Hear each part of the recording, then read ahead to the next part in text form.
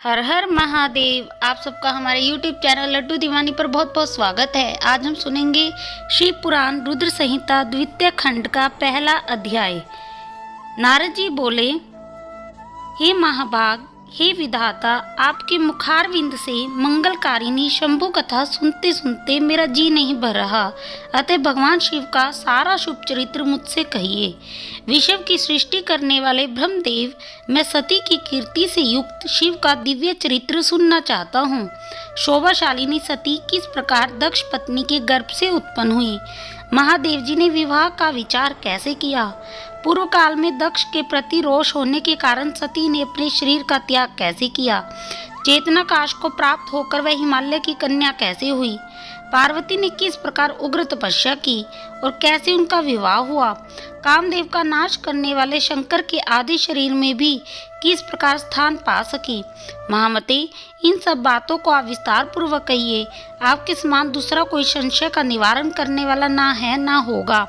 ब्रह्मा जी ने कहा, हे मुने, देवी सती और भगवान शिव का शुभ यश परम पावन, दिव्य तथा गोपनीय से भी अत्यंत गोपनीय है। वह सब तुम मुझसे सुनो। पूर्व काल में भगवान शिव निर्गुण, निर्विकल्प, निराकार, शक्ति रहित, चिन्मय और सत और असत से विलक्षण स्वरूप में प्रतिष्ठित थे। फिर वही प्रभु सगुण और शक्तिमान होकर विशिष्ट रूप धारण करके स्थित हैं। उनके साथ भगवती उमा विराजमान थी। वे भगवान शिव दिव्य आकृति से सुशोभित हो रहे थे। उनके मन में कोई विकार नहीं था। वे अपने प्रातपर स्वरूप में प्रतिष्ठित थे। हे मुनि श्रेष्ठ, उनके बाएं अंग से भगवान विष्णु, दाएं से मैं ब्रह्मा और मध्य अंग अर्थात हृदय से रुद्रदेव प्रकट हुए। मैं ब्रह्मा सृष्टि करता हुआ, भगवान विष्णु जगत का पालन करने वाले और स्वयं रुद्र ने संहार का कार्य संभाला। इस प्रकार भगवान सदाशिव स्वयं ही 3 रूप धारण करके स्थित हुए। उन्हीं की आराधना करके मुझ लोक पिता ब्रह्मा ने देवता, असुर और मनुष्य आदि संपूर्ण जीवन की सृष्टि की। दक्ष और प्रजापतियों और देव शिरोमणियों की सृष्टि करके मैं बहुत प्रसन्न हुआ तथा अपने को सबसे अधिक ऊंचा मानने लगा। ओम नमः शिवाय, ओम नमः शिवाय, ओम नमः शिवाय। अब हम सुनेंगे शिव पुराण रुद्र संहिता द्वितीय खंड का दूसरा अध्याय। हे मुने, जब मरीचि, अत्रि, पुलह, पुलस्त्य, अंगिरा, कर्तु, वशिष्ठ, नारद, दक्ष और भृगु, इन प्रभावशाली मानस पुत्रों को मैंने उत्पन्न किया, तब मेरे हृदय से अत्यंत मनोहर रूप वाली एक सुंदर नारी उत्पन्न हुई, जिसका नाम संध्या था। वह दिन में क्षीण हो जाती, परंतु सायकाल में उसका रूप सौंदर्य खिल उठता। वह मूर्ति में साई संध्या ही थी और निरंतर किसी मंत्र का जाप करती रहती थी।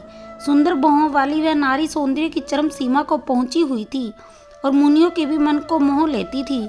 इसी तरह मेरे मन से एक मनोहर पुरुष भी प्रकट हुआ, जो अत्यंत अद्भुत था। उसके शरीर का मध्य भाग कटी प्रदेश पतला था। दांतों की पंक्तियां बड़ी सुंदर थी। उसके अंगों से मतवाले हाथी की सी गंध प्रकट होती थी। नेत्र के प्रफुल्ल कमल के समान शोभा पाते थे। अंगों में केसर लगा था, जिसकी सुगंध नासिका को तृप्त कर रही थी। उसको देखकर दक्ष आदि मेरे सभी पुत्र अत्यंत उत्सुक हो उठे। उनके मन में विस्मय भर गया। जगत की सृष्टि करने वाले मुझ जगदीश्वर ब्रह्मा की ओर देखकर उस पुरुष ने विनय से गर्दन झुका दी और मुझे प्रणाम करके कहा। वह पुरुष बोला, हे ब्राह्मण, मैं कौन सा कार्य करूँगा? मेरे योग्य जो काम हो उसमें मुझे लगाएं, क्योंकि विधाता आज आप ही सबसे अधिक माननीय और योग्य पुरुष हैं। यह लोक आपसे ही शोभित हो रहा है। ब्रह्मा जी ने कहा, भद्र पुरुष, तुम इसी रूप से तथा फूल के बने हुए 5 बाणों से स्त्रियां और पुरुषों को मोहित करते हुए सृष्टि के सनातन कार्य को चलाओ। इस चराचर त्रिभुवन में यह देवता आदि कोई भी जीव तुम्हारा तिरस्कार करने में समर्थ नहीं होंगे। तुम छिपे रूप से प्राणियों के हृदय में प्रवेश करके सदा स्वयं उनकी सुख का हेतु बनकर सृष्टि का सनातन कार्य चालू रखो। समस्त प्राणियों का जो मन है वह तुम्हारे पुष्प में बाण का सदा अनायास ही अद्भुत लक्ष्य बन जाएगा और निरंतर उन्हें मदमस्त किए रहोगे। यह मैंने तुम्हारा कार्य बताया है, जो सृष्टि का प्रवर्तक होगा। और तुम्हारे ठीक ठीक नाम क्या होंगे, इस बात को मेरे ये पुत्र बताएंगे। सुरश्रेष्ठ ऐसा कहकर अपने पुत्रों के मुख्य की ओर दृष्टिपात करके मैं क्षण भर के लिए अपने कमल में आसन पर चुपचाप बैठ गया। ओम नमः शिवाय। अगर आप शिव पुराण रुद्र संहिता द्वितीय खंड का तीसरा अध्याय भी सुनना चाहते हैं तो हमारे चैनल को सब्सक्राइब अवश्य कीजिएगा। हर हर महादेव।